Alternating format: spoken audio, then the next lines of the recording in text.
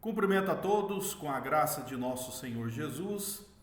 Já peço a você que, por favor, curta, compartilhe esse vídeo, se inscreva para que este vídeo possa alcançar mais pessoas.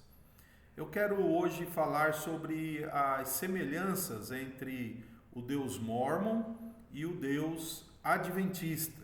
Sim, repito, nós veremos alguns detalhes, algumas características que a concepção da divindade presente na Igreja de Jesus Cristo dos Santos dos Últimos Dias, a Igreja de Joseph Smith, possui, e como a Igreja Adventista do Sétimo Dia, a Igreja de Ellen White, a profetisa deles, também possui.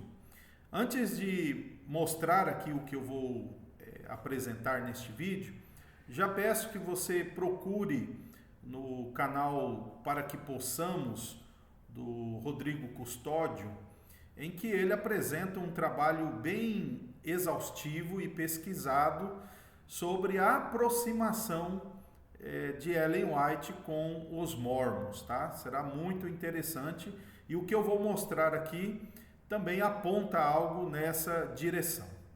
Então vamos para a introdução para que você entenda o que é que eu vou apresentar.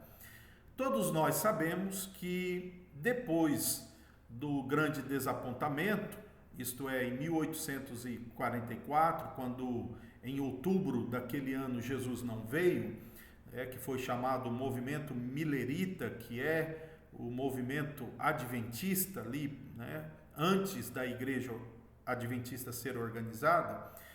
Depois dessa decepção, o grupo se dividiu em alguns segmentos.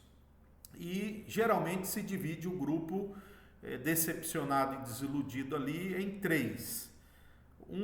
O primeiro grupo fez como Guilherme Miller, né, voltou para suas igrejas e se arrependeram e buscaram reconciliação. O segundo grupo continuou marcando datas, fazendo cálculos, etc., de forma bem independente, né? E daí desse grupo surgiu o que é chamado de estudantes da Bíblia e posteriormente testemunhas de Jeová. Mas isso bem mais adiante, depois de 1844. E o terceiro grupo foi reunido em torno de alguns que se despontaram. Entre eles, Tiago White, que se casou com uma jovem que tinha muitas alucinações, né? Possivelmente ela, por um acidente ali, uma pedrada que levou no rosto, teve alguns distúrbios mentais e ela tinha ali no início da sua juventude muitas e muitas visões e isso foi reduzindo o que era comum para o tipo de problema que ela desenvolveu. Se não, essa é uma hipótese. Se não, ela foi realmente perturbada por espíritos, né, que levaram ela a ter aquelas alucinações. Este grupo, além de Tiago White e a sua esposa, teve outros líderes de importância. Entre eles, até mesmo J.N. Andrews, do qual a universidade hoje adventista muito conhecida nos Estados Unidos, a J.N. Andrews, derivou o nome. Andrews, Tiago White, entre outros, eram pessoas que negavam a doutrina da Trindade. Então é muito bem documentado as provas de que o adventismo pioneiro ele foi antitrinitariano, ele foi herético, né, no seu nascimento, e quando foi organizado em 1863, a genuína igreja, a igreja remanescente dos últimos dias, foi organizada com líderes antitrinitarianos, né? Portanto, líderes semi-arianos ou coisas do tipo, não eram cristãos ortodoxos, antes perseguiam essa doutrina, né, e perseguiam severamente. Bom, o que é que tem esse assunto com o que eu vou demonstrar isso agora? Com o tempo, Ellen White passou a ser uma profetisa muito respeitada no movimento por causa de suas visões, né? E entre as suas visões, ela via Jesus, ela via o Pai, ela falava de várias coisas que via no céu, enfim, os seus mundos, etc. E com isso, os adventistas dizem que as concepções dela sobre Deus era um pouco diferente, tanto dos pioneiros como dos trinitários ortodoxos. E aí dizem os especialistas que essas visões de Ellen White conduziu a denominação a ter um conceito correto de trindade. Ela se afastou um pouco dos pioneiros, que eles também não compreendiam corretamente algumas coisas, e ela também não adotou completamente os credos e as confissões protestantes e históricas do cristianismo. E, segundo esses especialistas, ela então produziu um conceito bíblico de trindade por causa dessas visões.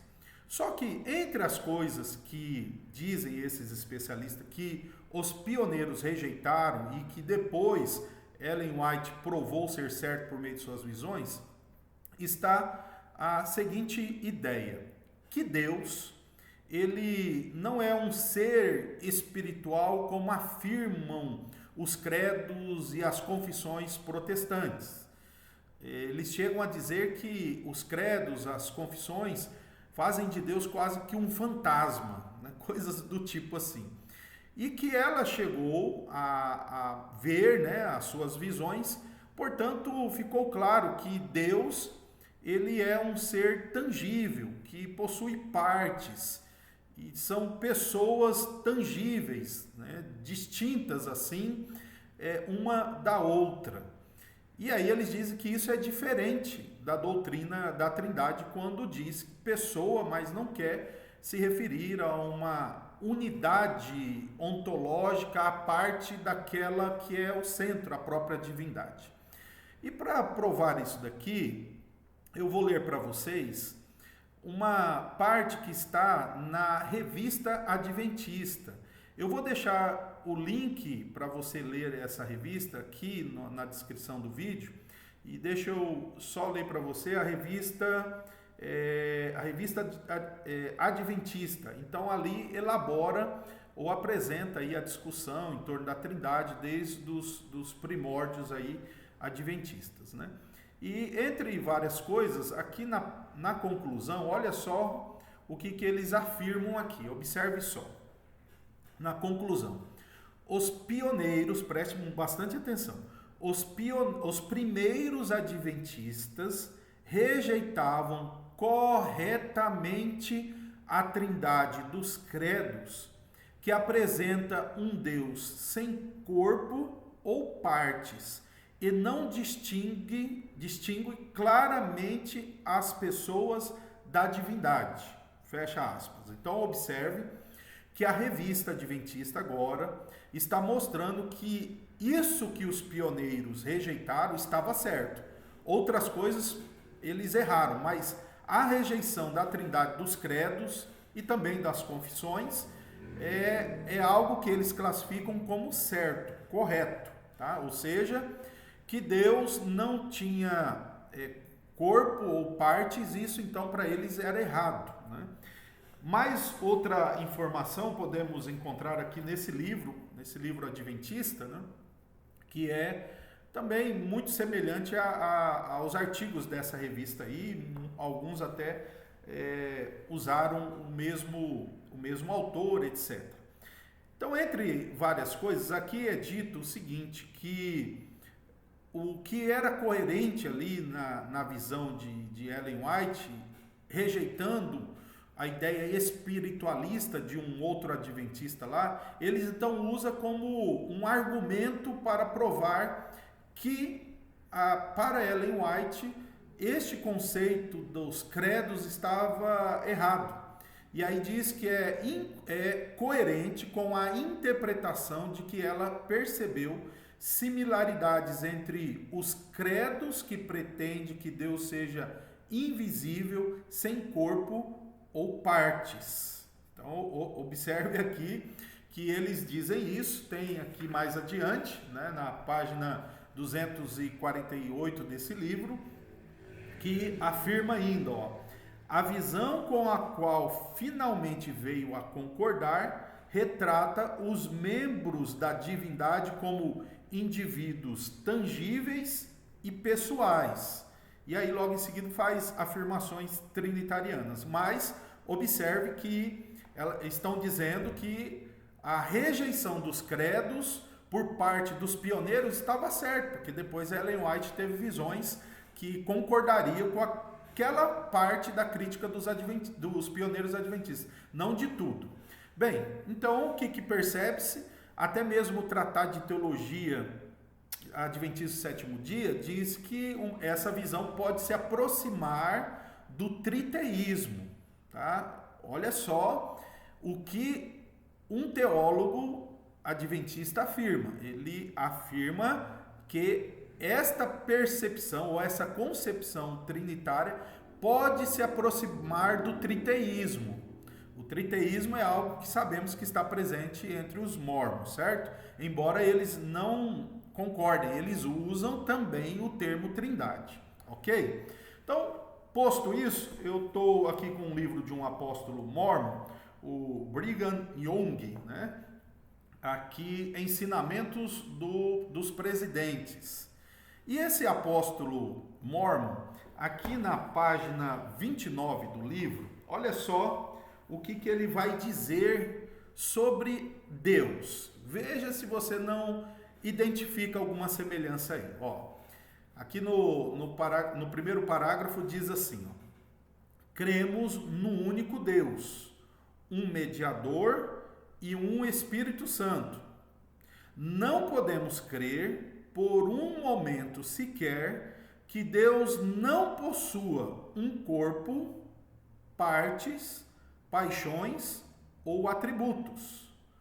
Os atributos podem manifestar-se somente por meio de um personagem organizado. Todos os atributos são inerentes à existência organizada e dela resultam. Então, observe aqui, vou ler novamente. Ele diz, o apóstolo mormon, né, que foi o segundo aqui, o herdeiro, o Young aqui, não podemos crer por um momento sequer que Deus não possua um corpo, parte, paixões. Vou colocar, olha aí, para você dar um pause e aumentar a tela, você vai identificar aí essa afirmação do apóstolo mormon. Então, quando eu coloquei esse título, né, que o Deus mormon tem aí suas semelhanças com o Deus adventista, é porque eles também usaram esses argumentos. Então, vamos aqui refletir seriamente. A Igreja Adventista nega a inerrância bíblica. A Igreja Adventista tem uma doutrina da Trindade própria que se aproxima do triteísmo e de algo que o mormonismo ensina. E se ela não teve a influência, como eu mencionei aqui no começo, no vídeo do Para Que Possamos, vai saber o que aconteceu nessas visões, né? Então, assim, dá para você perceber que muita coisa está escondida.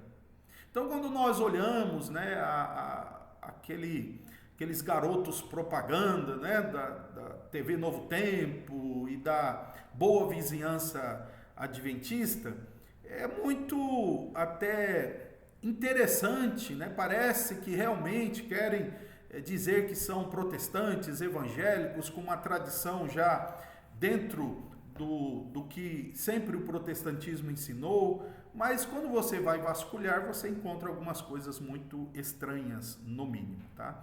Então está aqui, lembre-se sempre das benditas palavras de nosso Senhor Jesus, lá em João capítulo 4 e o versículo 24, que Deus é Espírito, então nós precisamos ter em mente que a forma, a constituição divina é ali chamado de Espírito, mas um Espírito que nós não podemos construir com nossas imaginações.